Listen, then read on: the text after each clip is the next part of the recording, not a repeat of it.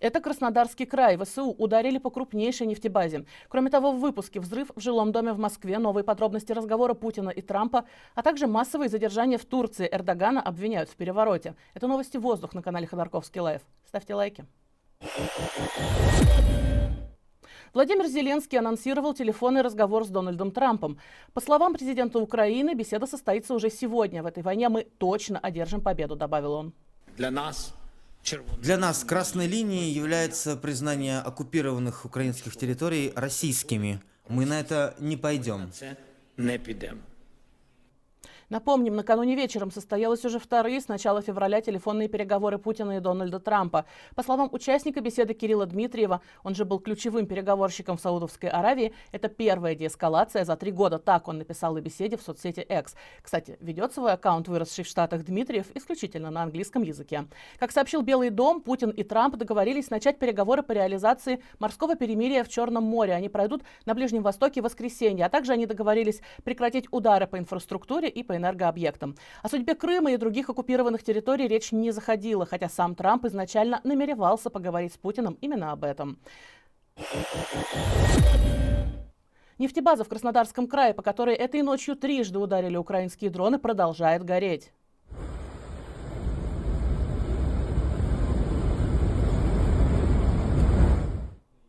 Площадь пожара с каждым часом увеличивается. Сейчас огонь охватил уже 2000 квадратных метров. В тушении пожара участвуют 227 человек. А местные паблики просят предпринимателей помочь с организацией горячего питания и перекусов для пожарных. Украина атаковала важный пункт перевалки нефти Кавказской уже второй раз за месяц. Нефтебаза – ключевой объект, который обеспечивает экспорт российской нефти. Станция связана с железнодорожным нефтяным терминалом и входит в систему Каспийского трубопроводного консорциума. Минобороны России уже заявила, что эта атака – провокация и попытка сорвать результаты переговоров Кремля и Белого дома. Сами российские военные якобы сразу после приказа Путина перестать атаковать энергосистему соседней страны сбили 7 своих же беспилотников, нацеленных на объекты инфраструктуры в Николаевской области. Российское ПВО получило приказ их обезвредить. 6 дронов были сбиты ракетами «Панцирь», 1 истребителем воздушно-космических сил. Массовые задержания в Стамбуле. Мэр города Экрем Имамоглу задержан, а вместе с ним, как сообщает канал CNN Türk, еще 106 человек, в том числе бизнесмены и журналисты, а также советник Имамоглу Мурат Онгун. В прокуратуре считают, что они виновны в коррупции, взяточничестве и сотрудничестве с террористами. Якобы Имамоглу и еще 6 человек оказывали поддержку рабочей партии Курдистана.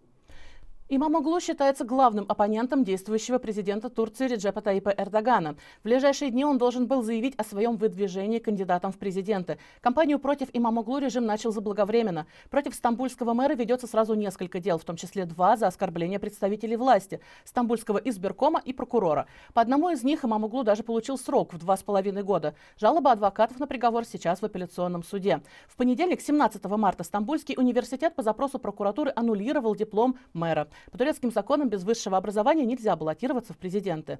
Рано утром в доме Имамоглу в престижном районе Сарыер прошел обыск. Оттуда политика и забрали в отделение полиции. Перед этим он опубликовал у себя в соцсетях обращение к согражданам. Я говорю это с сожалением, однако горстка людей, которые пытаются узурпировать волю нашей нации, использовала моих дорогих полицейских в качестве орудия этого зла. К дверям домов 16 миллионов жителей Стамбула стянуты сотни сотрудников.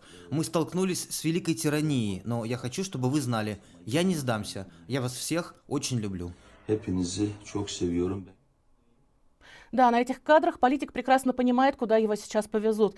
А вот что он напоследок написал у себя на англоязычной странице в X. Волю народа нельзя заглушить угрозами или противоправными действиями. Я остаюсь непоколебимым и опираюсь не только на 16 миллионов жителей Стамбула, но и на 86 миллионов граждан Турции, а также всех, кто отстаивает демократию и справедливость в мире. Под постом Имамоглу выложил свою фотографию на фоне портрета основателя Турецкой республики Мустафы Кемаля Ататюрка. Имамоглу – член, основанной Ататюрком Республиканской народной партии. Сама партия сегодня активно выступает против политики действующего руководства страны. Председатель партии Özgür Özel уже назвал задержание Имамоглу попыткой переворота. Вслед за арестом Имамоглу в стране ограничили доступ к социальным сетям. А курс лиры обвалился, поставив исторический рекорд почти 41 лира за доллар. При этом, чем сильнее власти Турции давят на Имамоглу, тем популярнее он становится, а заодно приобретает орел мученика и жертвы несправедливых репрессий. Просто для понимания, насколько уже популярен имам Оглу. Прямо сейчас у Главного управления полиции, куда доставили мэра, собрались толпы протестующих. И это при том, что Эрдоган до 23 марта запретил митинги. Полицию, естественно, нагнали. Имам Оглу уже заработал себе репутацию кандидата, который может выиграть у нынешнего президента. А теперь он может еще усилить свою популярность, превратившись для общества в единственного кандидата и бесспорного лидера оппозиции. В этом смысле наблюдатели уже давно сравнивают имама Оглу с еще одним лидером оппозиции Алексеем Навальным. Выборы президента Турции намечены на 2028 год. Однако не исключено, что их проведут досрочно. По крайней мере, это одно из условий, необходимых для того, чтобы по закону Эрдоган мог снова баллотироваться на пост главы республики. В Москве прогремел взрыв в жилом многоквартирном доме.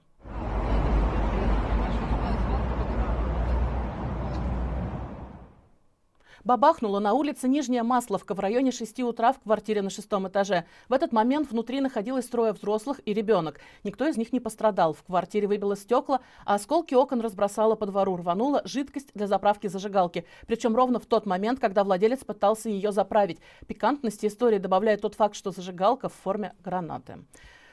Мощнейший взрыв разметал в клочья автомобиль «Газель» в Тверской области. Здесь есть жертвы. Ой, что творится? Что они там не... Это кадры из центра города Конаково, улица Свободы, час пик. По всему перекрестку на несколько десятков метров разбросаны детали взорвавшегося автомобиля. Горит здание соседнего магазина «Магнит». Уничтожены фасады близлежащих домов, выбиты стекла. «Газель» была оборудована газовым баллоном. Он-то внезапно издетонировал прямо во время езды. Водитель машины скончался на месте. Никто из прохожих сильно не пострадал. Пропавшая в Ачинске девочка найдена в квартире в соседнем городе, в 35 километрах от Ачинска. Дашу доставили в следственный отдел для установления всех обстоятельств произошедшего. На протяжении суток школьницу искали более 200 полицейских и несколько сотен волонтеров. А Следственный комитет даже возбудил уголовное дело о похищении человека. Изначально в полицию обратилась мать девочки. Школьница ушла из дома 18 марта, а спустя 2 часа на телефон отца, с телефона дочери пришло видео, на котором Даша сидит в слезах на кладбище и просит прощения перед неким дядей Юрой по прозвищу Комар. Школьница якобы позволила себе его обмануть на 300 тысяч рублей, после чего она извинилась перед Вагнером и сказала, что за ней приехал некий дядя и забирает ее с собой. Следователи осмотрели место на городском кладбище, откуда школьница записывала видео. На месте нашли лишь следы Даши. Оперативникам также удалось вычислить таксиста, который довез ее до кладбища. По его словам, в салоне девочка была одна и ни с кем не разговаривала. Сегодня днем на телефон отца она прислала видео, в котором вся в слезах говорит, что с ней все хорошо. Сейчас 19 марта, 12:53. Со мной все хорошо. Я очень соскучилась по родителям и очень сильно хочу домой. Скорее всего, Даша стала жертвой мошенников. Несколько месяцев назад в Томске произошел похожий случай. Там аферисты также выманивали из дома школьницу. Она записала сообщение о том, что ее похитили, а сама все время скрывалась по подъездам. В том случае мошенники также упоминали некого дядю Юру. 19 человек погибли и более 5000 получили травмы в Иране в предновогодний период. По иранскому календарю Новый год, он же Ноурус, отмечается 20 марта.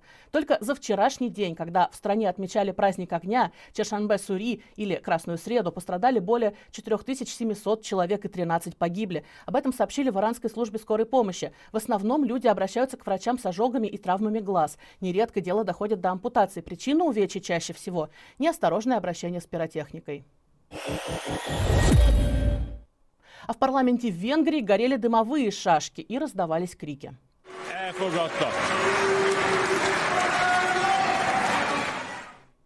Именно так депутаты принимали закон против гей-парадов. Инициатором запрета выступил премьер страны Виктор Орбан, главный друг Путина в Евросоюзе. Его партия и члены коалиции большинством голосов одобрили запрет. Оппозиция пыталась сорвать голосование, они кричали и даже пели гимн СССР, как намек на то, что Венгрия копирует путинские инициативы, но безуспешно. Причем проект закона, тоже в стиле Российской Госдумы, поступил на рассмотрение депутатов лишь накануне и был принят по ускоренной программе. Закон вводит штраф 500 евро для организаторов и участников парадов и разрешает полиции использовать систему распознавания лиц для их преследования. Как и в России, запрет объясняется защитой детей от вредной информации. Организаторы венгерского гей-парада, который был запланирован на 28 июня, заявили, что речь идет о новом этапе фашизации общества. Друзья, это все новости, о которых я хотела вам рассказать. Ставьте лайк этому видео, подписывайтесь на наш канал, смотрите другие видео и ставьте им лайки тоже. Так вы помогаете нам распространять наш контент. Ну и, конечно, обязательно смотрите программу «Воздух» каждый день по вечерам. Подводим для вас итоги дня. С вами была Юлия Азарова. Всего хорошего и до свидания.